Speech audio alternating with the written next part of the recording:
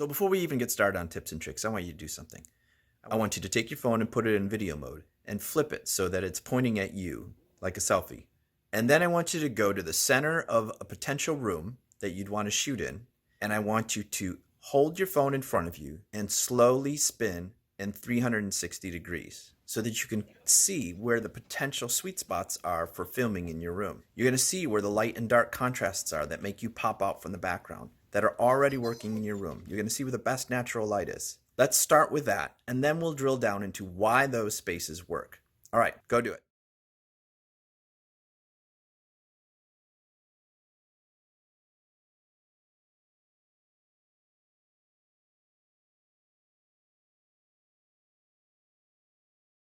I used my camera to find the sweet spots in the room, and just using natural lighting and the lighting that I already had in the room, and this looked like it was a sweet spot. So I've got direct lighting, the fill light coming in from the front window of my house.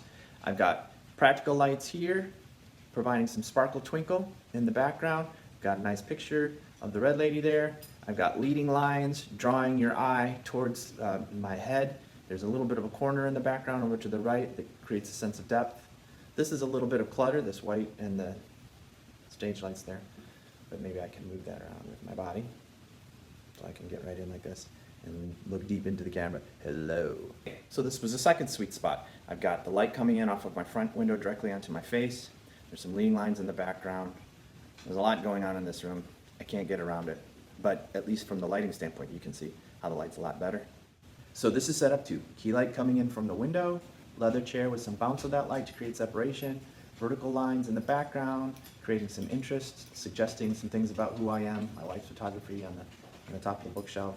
I've got some practical lights in the Christmas tree in the background, and I've got some colored lights creating contrast in the back.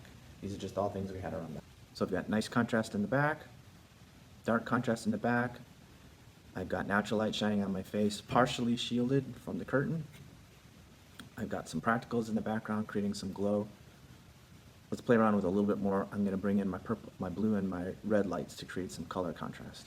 Okay, so I put a blue and red light behind me to create some color contrast to help me pop out from my background a little more. I had to wait for the iPad to readjust the aperture just to make sure that the lightness and darkness were in balance. But this kind of looks pretty good.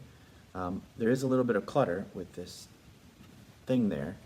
So I'm going to try and move my body and put my shoulder on the table here. So this potentially would be a good shot if I wanted to emphasize a point. So let's just contrast those three sweet spots in the room with something that is absolutely not a sweet spot. And this is what we see frequently, where I've got a window behind me, and so you're seeing my silhouette like I'm in some kind of witness protection program, and it's just a complete washout. So this is what we're trying to get away from.